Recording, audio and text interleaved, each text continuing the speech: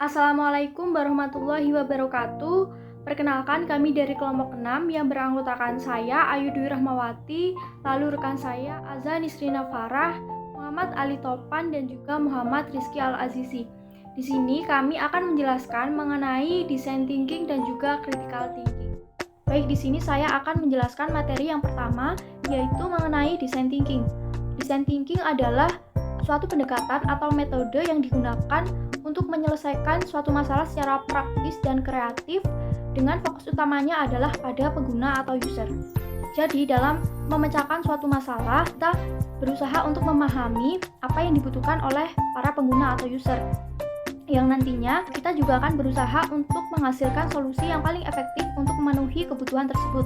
Design thinking ini sangat penting karena nantinya dapat menghasilkan suatu keputusan yang benar-benar diinginkan oleh pelanggan, bukan hanya dari data historis maupun asumsi kita belaka. Jadi sehingga nantinya kita dapat menghasilkan sebuah produk yang benar-benar diinginkan oleh pengguna. Selanjutnya saya akan menjelaskan mengenai tahapan dari design thinking. Ada 5 tahapan. Yang pertama adalah empathize. Empathize atau empati dengan pelanggan. Artinya pada tahapan ini kita berusaha memahami dan mengenal apa keinginan, kebutuhan, dan juga tujuan dari pelanggan menggunakan suatu produk. Pada fase ini, kita harus mengesampingkan asumsi yang kita miliki untuk mengumpulkan insight sebanyak mungkin mengenai pelanggan. Beberapa yang bisa kita lakukan pada tahapan ini adalah berkonsultasi dengan para ahli, berkonsultasi dengan para desainer, dan juga melakukan interview secara langsung kepada pelanggan. Lalu untuk tahapan yang kedua adalah define atau mendefinisikan masalah. Nah, setelah tadi pada tahapan pertama kita mengumpulkan semua informasi, maka pada tahapan ini kita gunakan informasi tersebut, kita melakukan pengamatan terhadap informasi tersebut untuk benar-benar mengetahui apa yang dibutuhkan oleh pelanggan atau user. Nah, perlu diketahui pada tahapan ini kita harus tetap berfokus kepada pengguna, bukan berfokus pada tujuan dari bisnis kita. Contohnya, ketika kita membuat sebuah website, kita tidak boleh berpikir dari sisi keuntungannya saja, melainkan kita berpikir dari sisi pengguna, apakah mereka nyaman menggunakan website ini atau malah sebaliknya. Nah, setelah melewati tahapan empathize dan juga define, di mana kita sudah menemukan berbagai permasalahan atau problem yang sedang dialami oleh para user saat ini, tiba saatnya memasuki tahapan yang ketiga pada design thinking, yaitu tahapan ideate. Nah, pada tahapan ini, kita sebagai seorang inovator dituntut untuk menghasilkan ide-ide solutif yang dapat digunakan untuk mengatasi berbagai permasalahan yang sudah kita temukan dari user sebelumnya. Tahapan ini perlu dilakukan untuk menghasilkan sebanyak mungkin sudut pandang serta ide-ide baru. Nah, setelah kita mengemukakan banyak sekali ide dan gagasan, tiba saatnya kita sebagai inovator melakukan teknik ideasi yang dapat kita lakukan, seperti halnya menuangkan ide-ide gagasan kita menjadi sebuah mind mapping ataupun sampai hingga ke body storming. Nah, dari banyaknya ide atau gagasan yang telah kita kumpulkan dan menuangkannya pada sebuah mind mapping atau body storming tadi, pada tahap terakhir kita akan melakukan evaluasi atau pengkajian ulang mengenai gagasan-gagasan dan ide-ide menjadi satu gagasan yang paling menarik dan dirasa paling efektif dalam memecahkan permasalahan yang sedang dialami user saat ini. Tiba saatnya kita memasuki tahap keempat pada design thinking, yaitu tahap prototype.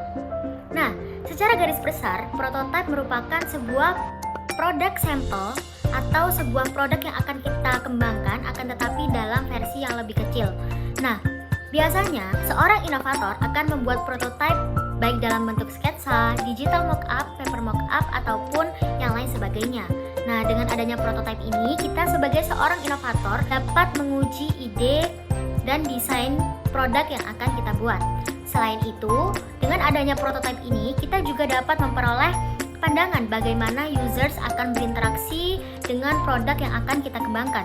Selain itu, kita juga dapat mengidentifikasi apakah terdapat masalah atau cacat produk atau fungsi pada produk yang akan kita kembangkan. Selain itu juga, kita dapat lebih mudah untuk mengetahui desain seperti apa sih yang dapat berfungsi dengan baik, efektif, dan efisien untuk digunakan para users ke depannya. Nah, tiba pada tahapan yang terakhir, yaitu tahapan tes atau testing. Testing atau pengujian ini sangat perlu dilakukan terhadap produk yang akan kita kembangkan. Nah, selama proses pengujian ini, kita sebagai seorang inovator akan dapat melihat bagaimana target users kita dapat berinteraksi dengan prototipe yang sudah kita buat sebelumnya. Selain itu, pada tahap pengujian ini juga akan menghasilkan feedback yang sangat berharga untuk meningkatkan performa dari produk yang akan kita buat. Nah, tahap ini sangat perlu dilakukan untuk dapat mendeteksi apakah terdapat kesalahan dan juga masalah kegunaan pada produk yang kita kembangkan sejak awal. Nah, meskipun demikian, perlu diketahui bahwa tahapan testing ini tidak selalu menjadi tahapan yang terakhir dalam design thinking. Mengapa demikian? Karena selama tahap pengujian ini, kita dapat mengidentifikasi permasalahan-permasalahan yang mungkin tidak terpikirkan oleh kita sejak awal.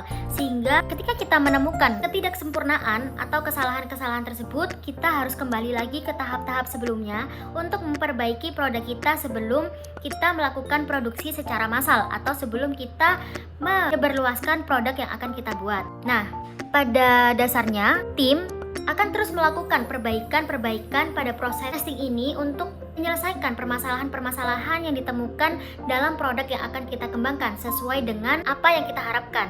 Jadi, pada proses testing ini, kita sebagai tim inovator atau tim yang membuat inovasi akan memperbaiki produk-produk kita hingga menjadi produk yang sesuai dengan apa yang kita harapkan dan dapat berguna dengan efektif serta efisien bagi para users kita ke depannya.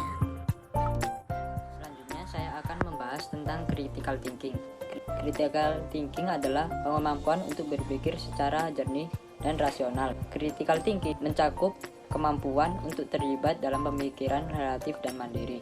Critical thinking dapat melakukan hal-hal sebagai berikut: memahami hubungan logika antara gagasan, mengidentifikasi, mendeteksi ketidakkonsistenan, menyelesaikan masalah secara sistematis, mengidentifikasi relevansi, dan merenungkan sebuah pembenaran keyakinan. Critical thinking bukanlah masalah mengumpulkan informasi. Seseorang dengan keingatan yang baik dan mengetahui banyak fakta belum tentu memiliki critical thinking lebih jauh. Seseorang critical thinking mampu menyimpulkan sebuah konsekuensi dari apa yang dia ketahui. Cara membentuk critical thinking. Tahap pertama yang perlu Anda lakukan untuk dapat berpikir kritis adalah dengan mengidentifikasi masalah yang ada. Yang kedua, tentukan skala prioritasnya. Setiap orang punya masalah dalam hidupnya. Skala prioritas dari masalah-masalah yang sedang dihadapi saat ini. Yang ketiga, kumpulan informasi. Yang keempat, kenali persepsi yang muncul. Dalam sebuah kondisi, terkadang ada banyak pendapat yang muncul dari orang-orang yang berbeda. Yang kelima, analisis setiap data. Biasakan untuk menganalisa setiap data yang Anda peroleh. Yang terakhir yaitu proses pengambilan keputusan. Setelah Anda mengidentifikasi masalah, menentukan skala prioritas, mengumpulkan data-data informasi, mengenali setiap persepsi, maka kemudian adalah dengan proses pengambilan keputusan. Yang terakhir adalah perbedaan design thinking dan critical thinking. Yang pertama, dalam menjalani seluruh proses design thinking, kita harus secara konsisten beralih antar creative thinking dan critical thinking. Namun tidak sesimpel kita menggunakan creative thinking dahulu baru kita beralih ke critical thinking. Dalam proses design thinking kita harus berbolak-balik antar kedua thinking sepanjang proses. Contohnya saat empati kita harus berpikir kreatif agar lebih eksploratif saat mengalami informasi dari customer. Lalu saat define kita harus berpikir kritis agar mampu mengartikulasikan permasalahan utama customer dengan tepat dan tajam.